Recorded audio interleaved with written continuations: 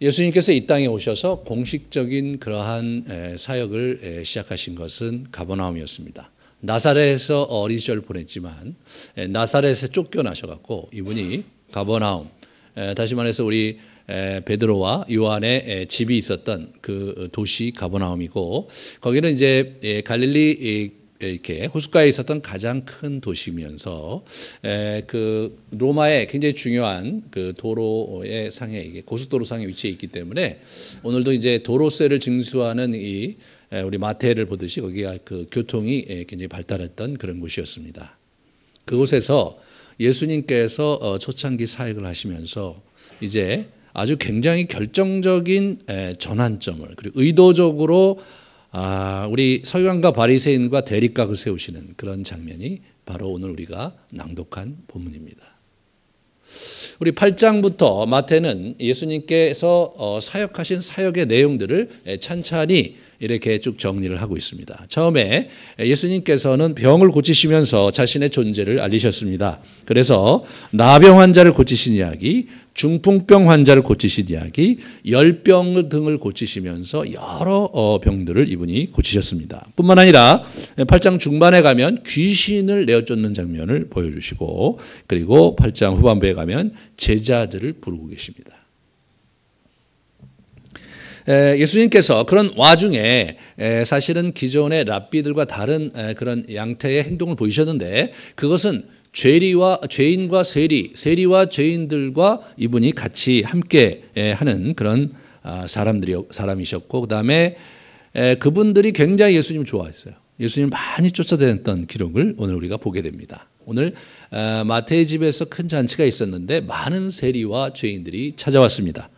마가복음 2장 15절을 이렇게 같이 보시면 많은 세리와 죄인들이 예수와 그의 제자들과 함께 앉았다. 이렇게 이 똑같은 병행 본문이거든요. 이는 그러한 사람들이 많이 있어서 예수를 따름이라라.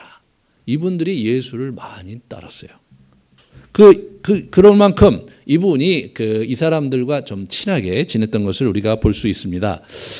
보시면 마태복음 11장을 이렇게 같이 보시면 입에 예수님께서 인자는 와서 먹고 마시며 보라, 먹기를 탐하고 포도주를 즐기는 사람이요 세리와 죄인의 친구로다, 이렇게 나오고 있습니다. 그러니까 이분이 세리와 죄인에게 호감을 가지시고 그들을 잘 대해 주신 것을 넘어서서 그들의 친구였습니다. 그리고 함께 식탁을 같이 했어요. 그 당시에 식탁 교제라는 것은 특별한 의미가 있었습니다. 왜냐하면 굉장히 영적으로 그 식탁 교제를 생각을 했습니다. 그러니까 부정한 자들하고 같이 식탁을 나누면 그 부정함이 자기에게 온다고 생각했기 때문에 이 부정한 사람하고 식사를 안 했어요. 그러니까 이 아무나 하고 식사를 하지 않았다는 얘기입니다. 그러니까 오늘날 저와 여러분이 뭐 친구하고도 식사를 하지만 초면에 차 한잔 하시죠. 그러면 뭐 특별히 뭐 다른 거부할 사항이 없으면 가서 그러시죠. 뭐 이렇게 시간도 있고 그런데 얘기는 합시다. 그렇게 얘기할 수가 있잖아요. 또 우리가 친구가 아님에도 불구하고 우리가 식사를 나눌 수가 있습니다. 하지만 그 당시에는 그런 게 아니었어요. 식탁 교제를 한다는 것은 상당히 친밀한 관계였을 뿐만 아니라 영적으로 자기와 동료의 사람들과 식탁 교제를 하는 것이지 아무하고나 식탁 교제를 하는 게 아니었는데, 예수님은 적어도 그 당시 종교 지도자들인 바리새인들의 입장에서 볼 때는 아무하고나 식사를 하시는 분이셨습니다. 그러면서 이분이 이제 그러면서 주목을 받기 시작했는데, 오늘 본문 앞부분에 9장 앞부분에 보면은 우리 좀 굉장히 색다른 이야기를 하시는 것이 무엇이냐면, 병을 고쳐 주셨는데, 이 중풍병자의 병을 고쳐 주셨는데 병만 고쳐 주신 것이 아니라 내 죄가 사해졌다, 이런 얘기를 하는 거예요. 내 죄가 사해졌다. 그러니까 이제 옆에 있었던 다른 사람들은 눈이 휘둥그레졌었는데, 바리새인들의 입장에서 보면 아니 이 양반이 도대체 뭐 하나님이라도 되는 거야? 아니 죄를 본인이 뭔데 죄를 사한다 만다 얘기를 해? 이제 그렇게 의구심을 가지면서 예수 그리스도에 대해서 상당히 고가운 논을 하고 있었던 거죠. 그런 상황에서 예수님께서 일을 벌리셨는데 뭐냐면 이 세리 마태를 제자로 부른 겁니다. 톨게이트 직원 마태죠. 도로세를 징수하고 있는 거예요. 여러분 이제 요즘 뭐 톨게이트 직원은 도로공사에서 월급을 받는 사람이지만 그 당시에 세리는 월급을 받는 사람이 아니에요. 그러니까 로마 정부와 계약을 체결해서 세금 이제 대행업자거든요. 이게 세무관원이라 그러면은 이제 정한세를 우리 로마 정부가 이제 그렇다면 여기서 도로세를 징수하는데 1년에 가령 예를 들어서 10억을 너가 바쳐라. 그렇게 되면 계약을 체결하면 그러면 이 사람이 이제 그 계약을 가지고 도로세를 징수하는데 도로세를 얼마나 받아야 되는지를 로마가 관여하지 않았어요. 그러니까 얼마든지 많이 받을 수 있었던 거예요. 그래서 우리가 이제 여리고 성의 세관원 장이었던 삭개오의 얘기에 의하면 삭개오 같은 경우는 자기가 이제 예수를 믿고 변화되면서 내가 다른 사람들의 돈을 토색한 일이 있으면 4배로 갚겠다. 4배로. 그러니까 한 2-3배 정도는 눈 딱 감고 이렇게 세금을 징수하는 그런 상황이었습니다. 그러므로 여러분 이게 현금 박스인 거예요. 여러분 톨게이트에 있는데 지나가는 사람들의 이게 두당 얼마고 그 다음에 이제 그 짐이 얼마고 이렇게 징수를 했는데 그게 로마 사람들이 관여를 안 했다니까요. 그러니까 내가 설정한 금액이 보고 당신 2만 원 내시오. 당신은 10만 원 내야 되겠네. 이거 안 되겠어. 이거 안 돼. 20만 원 내셔야 되겠네. 그럼 그냥 그게 끝인 거예요. 그러면 그날 현금이 박스에 들어옵니다. 네. 여러분이 그런 직종에 근무하는 사람이라면 근무 중에 어떤 분이 오셔서 나를 따라라 이렇게 얘기하면 그러면 벌떡 일어서 따를 수 있을까요? 이거 쉬운 일이 아니죠. 이분이 이게 쉬운 일이 아닌 일을 한 거예요. 그러니까 일반적으로 이렇게 생각할 수 있잖아요. 저 왜 그러시냐고 무슨 볼일이시냐고 이렇게 물어야 되죠. 그죠? 그렇게 한 게 아니라 이 사람이 야 아무개 네가 대충 테이블 보고 있어. 저분이 나를 잠깐 보자 그러시는데 저 굉장히 귀한 분이신데 나도 저 되게 좋아하는데 같이 잠깐 좀 얘기를 나눠볼 테니까 기다리고 있어. 뭐 이렇게 얘기해야 되는데 이분이 이제 그분이 뭐냐면 follow me 나를 따라라라는 이 형식 구분 자체가 그분이 제자로 초청한다는 것을 알고 거기서 박차고 일어나서 바로 예수님을 따라간 거예요. 당시 세리는 사회적인 지탄의 대상이었습니다. 경제적으로 굉장히 많은 사람들을 수탈했기 때문에 뭐 매국노죠. 그러니까 이제 로마의 압제하에 있었던 이스라엘 사람들은 이건 매국노입니다. 거기다 갈릴리 지방은 아주 그냥 대로마 항쟁의 본산이거든요. 거의 본산인 거예요. 그런데 그런 일을 자행하는 마태를 예수님이 부르신 거예요. 종교적인 차원에서 보면 이 사람들은 이제 뭐 돈 문제보다도 이 사람이 이제 그 율법에 어떤 삶을 살고 있느냐가 중요한데 이분들이 이방인들하고 접촉을 하죠. 로마인들하고 접촉을 하죠. 길가에서 뭐 도로세 징수하고 또 뭐 세금을 걷느냐고 여러 계층의 사람들, 여러 비즈니스를 하는 사람들과 계속해서 이게 교제하고 또 관여하기 때문에 의식상 굉장히 지저분한 사람들입니다. 굉장히 부정한 사람들이에요. 그러니까 이 바리새인 입장에서는 세리는 또 완전히 제껴놓은 사람들입니다. 그런 사람인데 예수님께서 세리와 굉장히 잘 지내시는 거죠. 먹고 마시기를 즐기는 거예요. 그리고 죄인들이라는 사람들은 또 어떤 사람들이냐면 그 죄인이 누가 얘기하는 죄인이냐면 우리 이 바리새인들이 얘기하는 죄인입니다. 일반 이런 중죄를 지는 그런 죄인이 아니고 바리새인들이 얘기하는 죄인은 어떤 죄인이냐면 율법에 저촉되는 직종에 있는 사람들 또는 율법과 거리가 먼 삶을 살고 있는 사람들 그런 사람들이 그냥 죄인들이거든요. 그러니까 이제 그런 사람들이 이제 이렇게 있는 거예요. 그 비류들. 그러니까 우리 그 바리새인들 눈에 보면 이제 그 정말 그 보잘것없는 친구들이고 하나님을 모르는 친구들이고 하나님의 징계를 받아 마땅한 친구들인데 그 친구들과 짝하여 지내시는 것을 넘어서서 세리 중에서 제자를 택한 거예요. 그 당시 랍비로서는 도저히 있을 수 없는 일을 하신 겁니다, 이분이. 그런데 마태가 그러고 나니까 이분이 너무나 기뻤던 것 같아요. 그래서 큰 잔치를 배설합니다. 어차피 돈은 많은 집이고 그래서 한번 흐드러지게 예수님께서 자기를 제자를 부르신 것을 이제 기념하면서 이제 앞으로는 예수님을 쫓아다니기 때문에 집에 있을 수도 없고 도로세를 징수하지도 않고 예수님을 쫓아가야 되니까 이별식 같은 거 했겠죠. 그죠? 그래서 자기의 친구들을 다 부른 거예요. 그래서 그 지역 세리들은 다 온 것 같고요.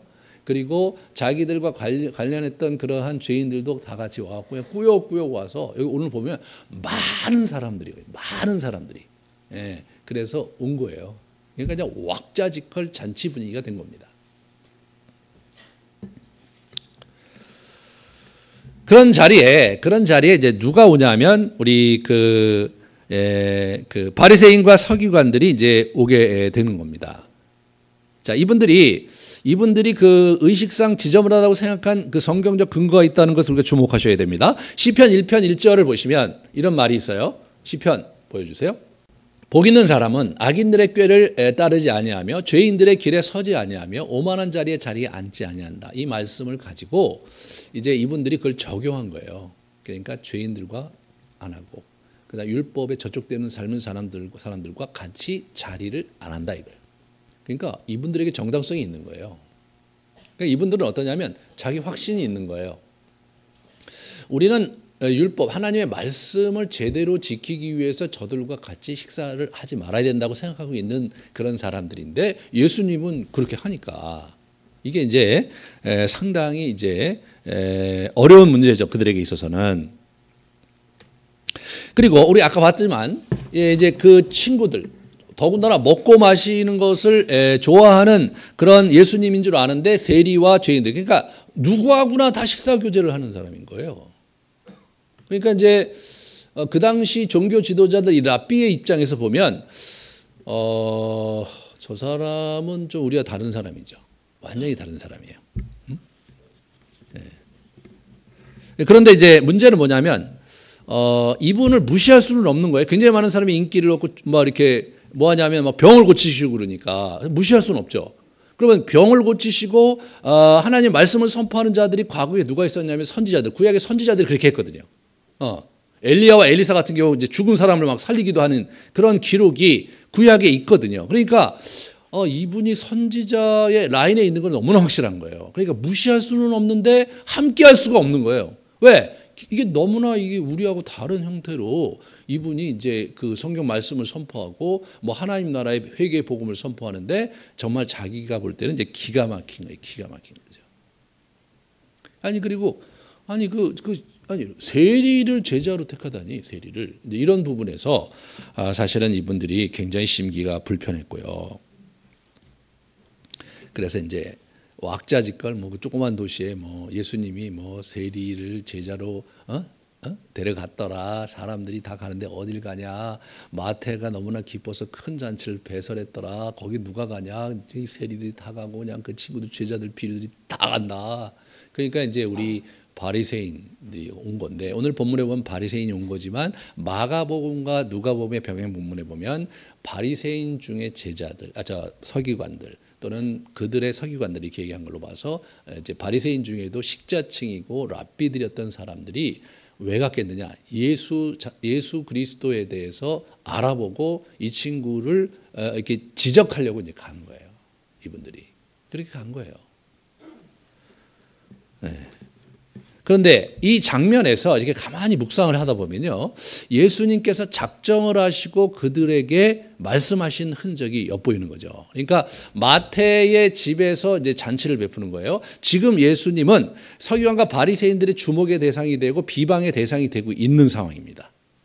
그런 상황이에요. 그런 상황인데 마태가 이제 들뛰고 막 너무나 기뻐하고 날뛰는데 잔치를 배설하겠다고 그랬을 경우 예수님이 좀 조심스럽게 야, 잔치는 너무 크게 벌리지 마라. 어차피 뭐 너 나하고 이제 같이 다닐 텐데 그러지 말고 너희 식구들하고 우리 제자들하고 조촐하게 그냥 우리 이제 송별식도 하고 그러면 좋지 않겠냐. 사람들 많이 오면 그 뭐가 그렇게 좋냐. 이렇게 얘기하시면서 손님 초대하는 것을 막으실 수도 있었어요, 이분이요. 근데 이분 그렇게 안 하세요.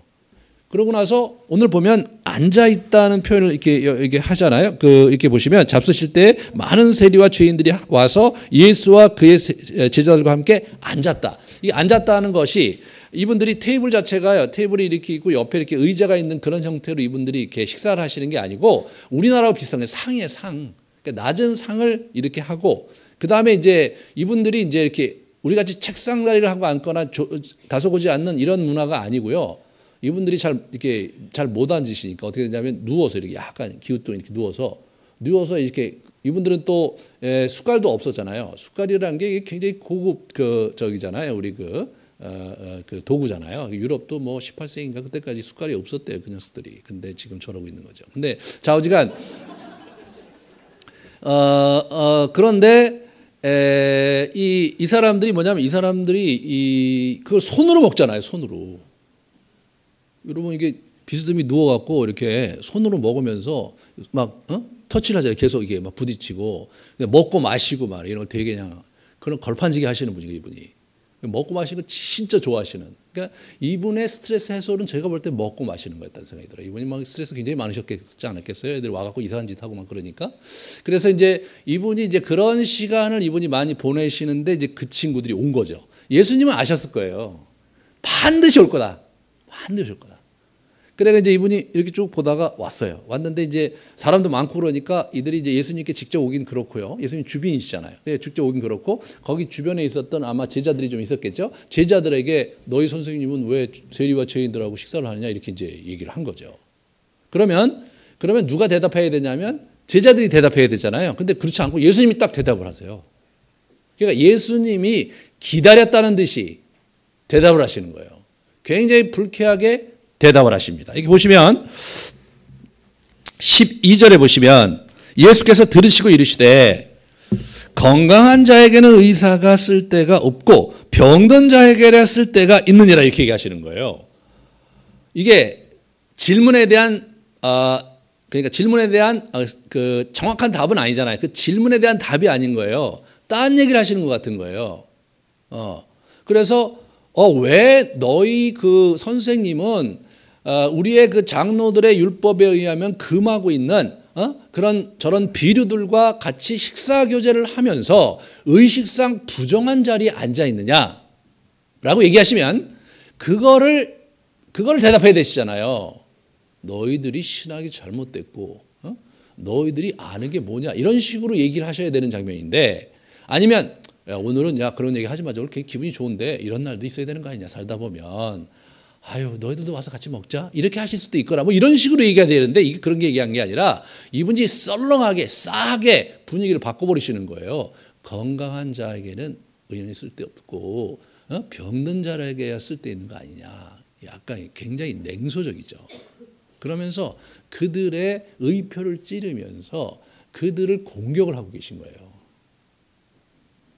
그러니까 예수님이 굉장히 불편하신 사람들인 거예요. 예수님 보시기에는. 그러니까 이제 그런 부분이 이제 우리가 이제 오늘 본문에서 잘 보셔야 되는 긴장입니다. 그 다음에 예수님께서 거기서 그치시지 않고 이제 계속해서 얘기를 하시죠. 너는 가서 배워라. 뭘 배워야 되냐면 내가 긍휼을 원하고 제사를 원하지 아니하노라. 그걸 배우라는 거예요. 그러니까 긍휼을 원하고 제사를 원하지 아니하노라. 이거는 이제 호세아서 6장 6절에 있는 말씀이거든요. 나는 인애를 원하고 제사를 원하지 아니하며 번제보다도 하나님을 아는 것을 원한다. 그러니까 제사의 형식적인 제사를 원치 않는다.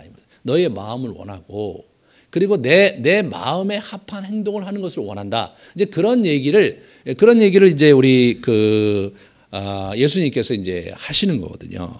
그러면서 나는 의인을 부르러 온 게 아니라 죄인을 부르러 왔다. 이렇게 얘기하면서 더 이상 이 사안에 대해서 얘기를 하지 마라. 선을 확실히 그으십니다. 그러니까 예수님은요, 이런 부분에서 사실 가만히 묵상을 하다 보면 서기관과 바리새인들을 잘 설득하고 또 가르치고 도닥이면서 함께 갈 생각을 아예 안 하셨어요. 참 재밌는 거예요. 아예 안 하셨어요. 그러니까 얘기를 해서 들어먹을 놈들이 아니라는 것을 너무나 잘 간파하신 거죠. 이게 이제 이런 것이 우리가 잘 생각해 봐야 돼. 종교가 신념이 돼버리면 종교가 살아있는 하나님과의 만남이고 교제이고 우리의 삶을 정말 좀 더 바르게 살 뿐만 아니라 생명 있게 사는 그런 역동으로 이해하지 않고 종교가 하나의 신념 체계가 돼버리면 죽어야 낫는 병에 걸리는 겁니다. 죽어야 낫는. 이게 지금 굉장히 어려운 거예요, 이 사람이. 이 고정관념이라는 것 자체만큼 어려운 게 없어요. 그래갖고 그럼 이분들이 결국 배웠느냐? 예수님 생애 끝까지 이 대척점이 해결이 안 되고 결국 그들이 예수를 죽이는 일에 동참을 하게 되는 거거든요. 자, 우리 가만히 보시면 마태복음 12장 5절 8절 이렇게 보세요. 마태복음 12장 5절을 보시면 또 얘기를 하시는 거예요. 안식일에 밀밭 사이로 가다가 이제 배가 고파서 제자들이 밀을 좀 이렇게 따서 먹었거든요. 밀을 따서 먹었는데 나는 자비를 원하고 제사를 원하지 아니하노라 하신 뜻을 너희가 알았더라면 무죄한 자를 정죄하지 아니하였으리라 이렇게 얘기하신 거예요. 인자는 안식일의 주인이다 이런 얘기를 하십니다. 그래서 이들이 결국은 12장에 가서도 보면 똑같은 말을 한 번 더 반복하시면서 얘기를 하시는 장면 속에서 이들이 예수님의 얘기를 귓등으로도 안 들었다는 것을 잘 알 수 있습니다. 뿐만 아니라 이 마태복음에 보면 그 긴장이 계속 고조되는데요. 마태복음 15장 3절 말씀을 보면 대답하여 이르시되 너희는 어찌하여 너희의 전통으로 하나님의 계명을 범하느냐. 이게 문제였던 거예요. 그들이 갖고 있는 전통이 있었는데 그 전통으로 성경에 있는 하나님의 말씀을 범하고 있었습니다. 잘못된 해석을 갖고 있었거든요. 그러면 이들이 갖고 있었던 잘못된 해석의 요체가 뭐냐? 그것이 23장에 나옵니다. 23절에 나옵니다. 화 있을진저 외식하는 서기관과 바리새인들이여 너희가 박하와 회향과 근체의 11조는 들이되. 워낙 구약에 보면요, 레위기에 보면 곡식 그리고 이런 거에 대해서 이제 저기는 11조는 있었는데 저건 뭐냐면 박하와 회향과 근체. 그러니까 이제 뭐냐면 식사 자리에서 이렇게 반찬거리들, 그리고 조미료들 이런 거에 대한 11조는 규정이 없습니다. 근데 이 사람들이 그 규정을 지키는 거예요. 그걸 만들어서. 뭐 성경에 있지도 않은 거예요.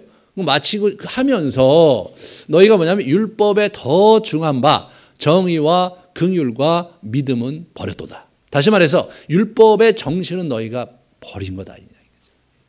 이게 이제 서기관과 바리새인들이 놓쳤던 아주 핵심이신 거예요. 예수님께서 그것 때문에 너무나 힘드셨고 그들과 대척점에 서는 것을 주저하지 않으셨던 거예요. 그래서 사실 구약의 율법의 핵심이 뭡니까? 구약 율법 전체를 요약한 게 십계명이거든요. 십계명의 요약판이 뭐냐면 하나님 사랑과 이웃 사랑이에요. 그 예수님께서 그것을 하나님 사랑과 이웃 사랑으로 이렇게 요약을 해주셨는데 그거는 바리새인 랍비들도 그렇게 요약한 것을 예수님께서 추인해 주신 거예요. 실제로 나중에 요한 1서에 가면 사도 요한이 그걸 다시 요약해서 하나님은 사랑이시라. 하나님은 사랑의 하나님이신 거예요. 그러니까 율법의 심장은 사랑입니다. 긍휼을 가지시고 인류를 구원하시고자 그렇게 하시는 하나님의 사랑이 율법의 심장이에요. 그러니까 율법은 살리는, 영혼을 살리는 목적을 가지고 율법을 하나님께서 주셨는데 이 친구들은 거꾸로 사람을 구별시키고 제외시키고 정죄하는 일에 이 율법을 쓰고 있었던 거거든요. 그러니까 정신이 완전히 바뀌어 있는 거예요. 완전히. 그러니까 하나님의 나라의 그 법 자체가 근본 그 정신이 훼손돼 버리니까 그러니까 예수님께서 그들과 절대로 타협하지 않았습니다. 절대로 타협하지 않았어요. 이 긴장이 있는 거예요. 예수님이 다른 사람들은 다 받아주시고 뭐 병자들이니 뭐 음란한 일을 행했던 사람들이니 뭐 이런 여러 가지 죄를 가진 사람들은 예수님께서 다 받아주시고 식사 교제를 했지만 서기관과 바리새인들의 입장은 결코 받아주지 않았습니다.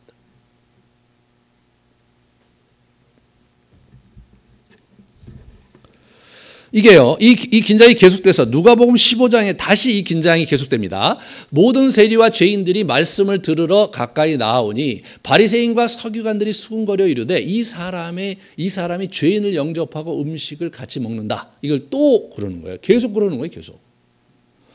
그러니까 예수님이 어떻게 되냐면 비유를 얘기하십니다. 때 비유를 얘기하시는 게 그 유명한 세 가지 비유입니다. 잃은 양 비유, 양 100마리가 있는데 한 마리를 잃어버리니까 주인이 99마리 내두고 계속해서 돌아가다가 한 마리를 찾아서 어깨 메고 오면서 잔치를 벌인, 그게 잃은 양 비유입니다. 그 다음에 두 번째는 10드라크마 갖고 있었던 과부가 그 한 드라크마를 잊어버려갖고 막 그거를 막 찾아갖고 그 한 드라크마를 찾고 나서 너무 기뻐서 자랑하는 이야기. 그리고 세 번째는 유명한 비유, 탕자의 비유가 저 배경에서 나온 거예요. 예? 감사하죠. 그들이 그런 얘기 안 했으면 저 비유 안 하셨을지도 모르는데, 여러분 특히 탕자의 비유 같은 거는 너무나 감동적이잖아요. 그러니까 이제 그런 면에서 그 이야기의 배경이 되는 게 이 서기관과 바리새인들이 예수 그리스도가 죄인과 세리와 식사하는 것을 지적하는 그 칼날 속에서 예수님께서 주신 메시지라는 것을 우리가 안다면, 이 긴장이 생각보다 첨예할 뿐 아니라 그 긴장의 농도와 긴장이 갖고 있는 그 칼날을 잘 알고 계셨음에도 불구하고 예수님께서는 그 긴장의 칼날에 아주 정면 돌파를 하시고 있는 장면을 저와 여러분이 주목하셔야 합니다. 그래서 우리가 이제 이러한 이 본문의 이야기를 여러분이 잘 보시면서 이제 같이 지난주와 같이 이렇게 같이 함께 묵상하는 시간을 가지려고 합니다. 그래서 지난주에 보니까 약간 당혹스러워 하시는 분이 있는 것 같아서 제가 몇 가지 팁을 준비했어요. 첫 번째는 뭐냐면 제가 어떤 관점에서 들어갈 수 있는지, 그 본문을 볼 때 내가 어떤 관점에서 보겠다, 그런 뷰 포인트를 한번 여러분한테 제시를 해보겠습니다. 먼저 세리의 관점에서 보면, 이야, 드디어 우리 직종에도 랍비 제자가 탄생했다. 참 예수님은 달라도 많이 다르신 분이네. 죄인의 관점에서 보면 전혀 꺼리낌 없이 우리와 식사 교제를 하시고 어우러지는 랍비 예수님이 나는 좋다. 기존의 랍비들은 너무 잘났다. 지들끼리 다 해먹고 서로 칭송하는 특권 계층이다. 우리하고는 거리가 너무 멀다. 바리새인의 관점에서 보면 도대체 이분은 뭐 하는 분인가? 가르치는 걸 보면 식견이 있으시고 또 이사와 기적을 행하시는 걸 보면 선지자 반열에 있는 것은 분명한데 이분의 행동은 참 기이하다. 이해가 되지 않는다. 저렇게 율법을 마구 짓밟으면서 하나님을 운운하는 게 말이 되나? 제자들의 관점에서 보면 또 시작이시다. 뻔히 저 친구들 저렇게 나올 거 아시면서 저렇게 우직하게 자기 길을 가시네. 정말로 이해하기 힘든 분이다. 이렇게 저 사람들과 대립각을 세우는 것이 과연 현명한 일일까? 염려가 된다. 정말로 염려가 크게 된다. 예, 그렇게 우리가 한번 생각해 볼 수 있어요. 하나 예를 제시하는 거예요. 그래서 제가 이제 오늘 어떻게 할 거냐면 지난번처럼 3번을 낭독을 하겠습니다. 그래서 첫 번째 낭독하고 두 번째를 잠깐 브레이크하면서 연이어 낭독을 하고, 그리고 좀 한 1분 정도 쉬었다가 그 다음에 세 번째 낭독을 하겠습니다. 그러니까 낭독을 할 때 나는 세리의 관점에서 한번 쭉 그 본문을 한번 묵상해 봐야 되겠다. 나는 이제 제자들의 관점에서 봐야 되겠다. 뭐 나는 그 죄인들의 관점에서 봐야 되겠다. 그냥 나는 그냥 구경 온 동네 사람으로서 한번 봐야 되겠다. 그런 생각을 가지시고 한번 쭉 들어가 보세요. 첫 번째 읽을 때는 뭐 A라는 관점, 두 번째 읽을 때는 B라는 관점, 세 번째는 또 다른 관점을 한번 보세요. 그렇게 보시다가 여러분 나름대로 주목하게 되는 장면과 말이 있으면 그거를 가슴에 품고 그것을 되뇌이면서 또는 잘 바라보면서 여러분 마음에 어떤 반향이 일어나고 어떤 생각이 일어나는지를 가만히 이렇게 따라가 보시면 뭔가 자기 마음에 맺히는 게 있을 겁니다. 그 맺히는 걸 가지고 이렇게 주님께 이렇게 얘기를 하고 주님과 대화하고 또 필요한 것이 있으면 기도하는 그런 시간을 갖겠습니다. 그리고 나서 지난주에 제가 이제 기도하고 제가 갑자기 기도하고 꿈 맺히니까 막 되게 허전해 하시는 분이 있어갖고 오늘은 좀 제가 이틀 2번 묵상한 거를 묵상글을 제가 적어왔으니까 끝나고 나서 제가 묵상한 거를 2편을 낭독을 해드리겠습니다. 그리고 같이 좀 한번 생각해보고 정리하는 형태로 진행을 하겠습니다. 다 알아들으셨죠? 예. 자, 그러면 우리 잠깐 이제 몸을 좀 편하게 하시고 고대 우리의 선배들이 이 본문을 이 복음서를 이렇게 읽었거든요. 그대로 우리가 좀 해보는 겁니다. 잠깐 편하게 하시고 고개도 편하게 이렇게 위치하시고 눈을 감으시기 바랍니다. 잠깐 침묵에 들어가겠습니다.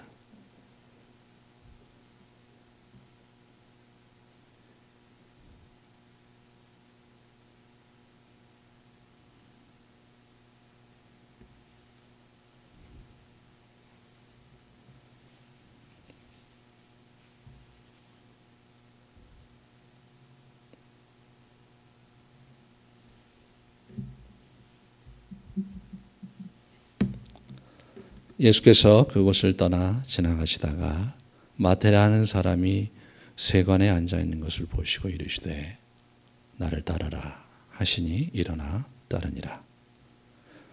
예수께서 마태의 집에서 앉아 음식을 잡수실 때에 많은 세리와 죄인들이 와서 예수와 그의 제자들과 함께 앉았더니 바리새인들이 보고 그의 제자들에게 이르되 어찌하여 너희 선생은 세리와 죄인들과 함께 잡수시느냐.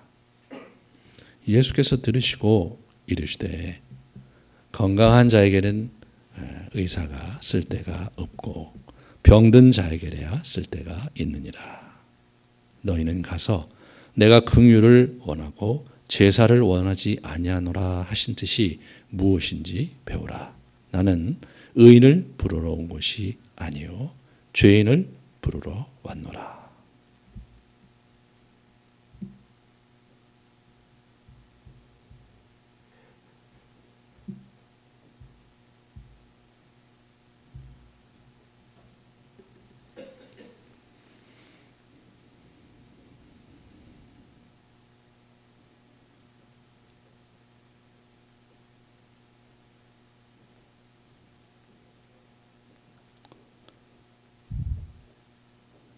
예수께서 그곳을 떠나 지나가시다가 마태라 하는 사람이 세관에 앉아 있는 것을 보시고 이르시되 나를 따르라 하시니 일어나 따르니라.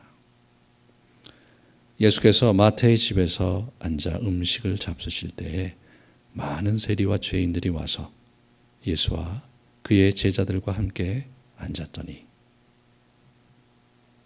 바리새인들이 보고 그의 제자들에게 이르되 어찌하여 너의 선생은 세리와 죄인들과 함께 잡수시느냐.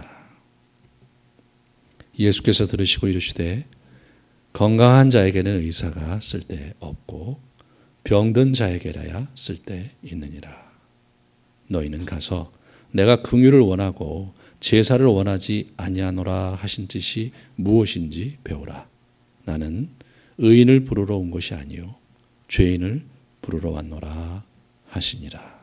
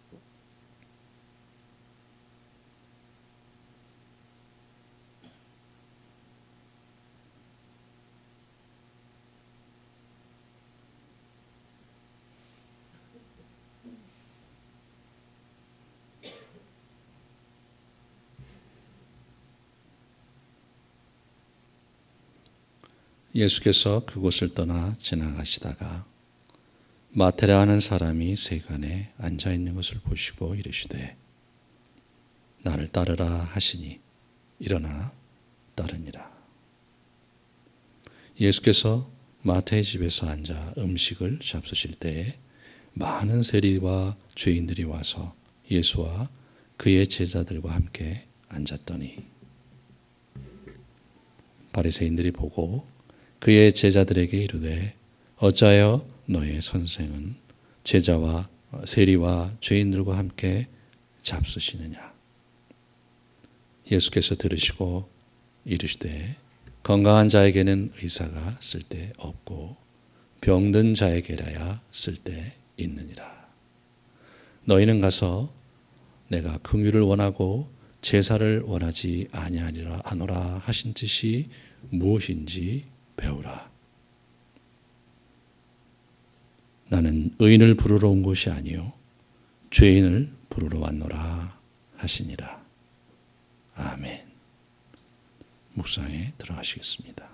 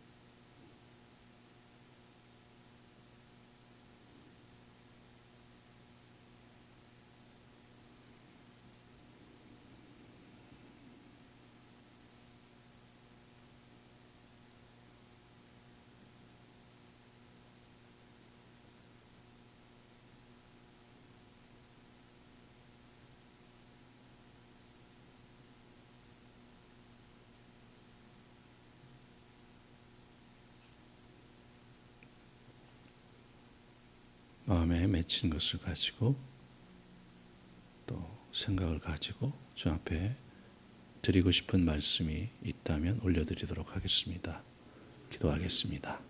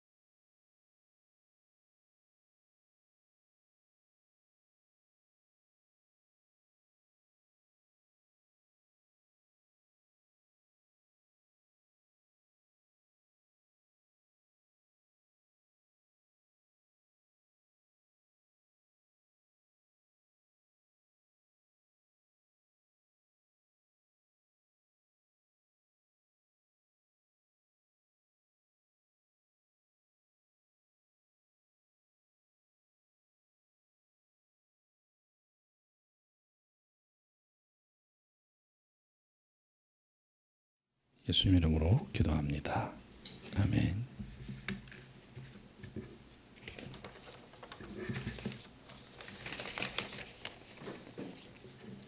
3월 15일 오후 7시 21분 묵상.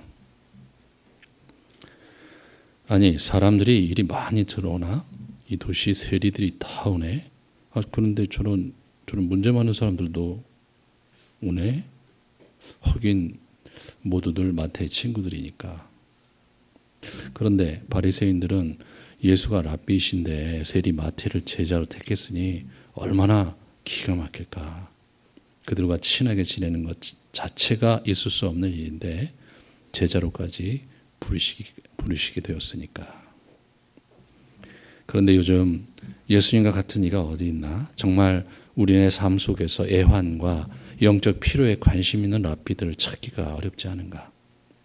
맨 고리타분한 옛 율법 이야기나 하고 지켜야 할 규례는 왜 그리 많은지, 도대체 지금 현재 우리에게 필요한 말씀과 우리의 영혼이 몸담을 삶의 문을 열어주는 이, 속 시원하게 우리의 영혼의 길을 제시하는 이가 어디에 있는가? 개탄스러운 일이다.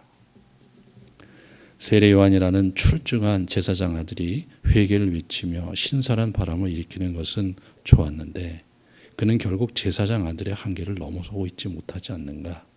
율법을 지켜야 한다는 것, 그것도 철저히 지켜야 한다는 일은 참 맞는 말이지만 로마 압제에 버거운 삶을 살아가고 있는 우리들의 삶과 영혼에 무슨 감동과 생명을 줄 수 있단 말인가? 그러나 예수님은 다르다. 그는 신선하며 깊이가 있으며 호탕하시고 개방적이시다. 뭔가 자유로움이 느껴지면서도 범접하지 못할 아우라가 느껴진다. 저런 분이라면 인생이라도 걸고 싶다. 정말 부담 없이 함께 하며 좋아할 만한 분이다. 무지무지 좋다. 나도 저 테이블에 함께 식사할 수 있다면 얼마나 좋을까.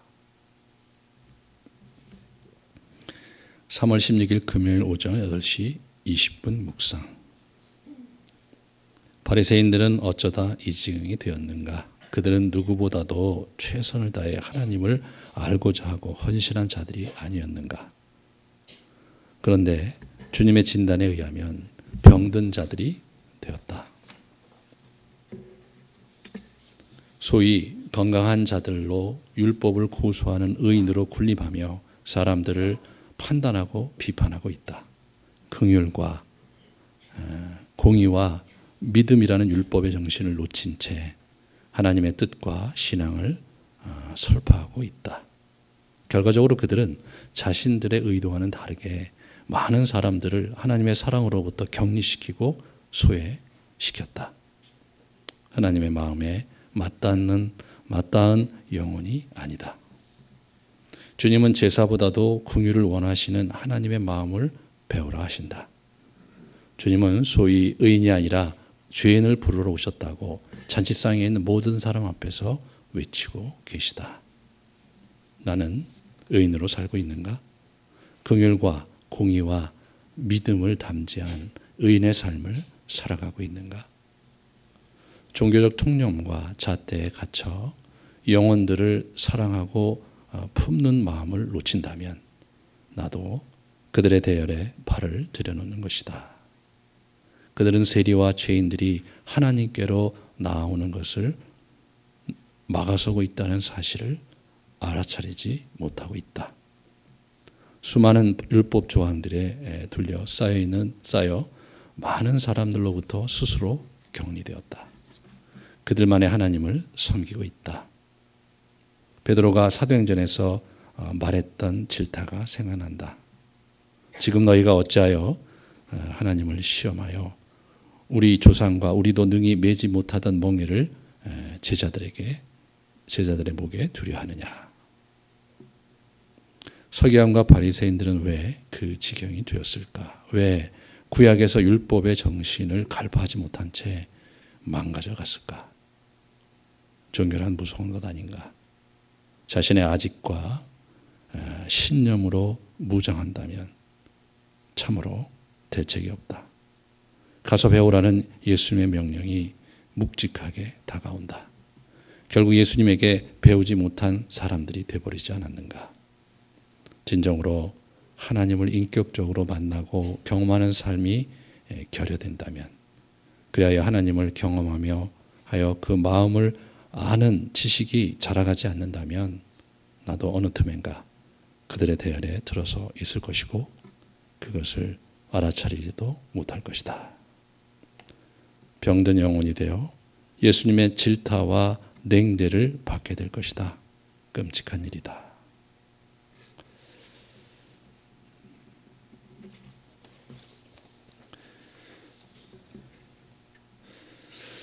우리가 본문에서 이렇게 만난 예수님의 모습과 또 여러분에게 주신 감동이 조금씩 다를 거라고 생각이 됩니다. 중요한 것은 그분이 이 땅에 사실은 우리의 편견을 넘어서서 잃어버린 영혼, 병든 영혼을 찾으러 오셨다는 것이야. 그래서 우리 한번 같이 기도합시다.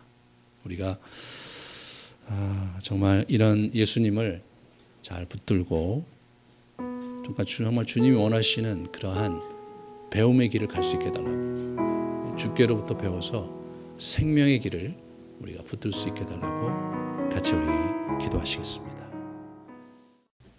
이제는 우리에게 소탈하게 찾아오셔서 우리 앞에서 식탁 교제하시면서 너털 웃음을 웃으시면서 따스한 눈빛으로 우리의 영혼을 받아주신 예수 그리스도의 감당할 수 없는 사랑과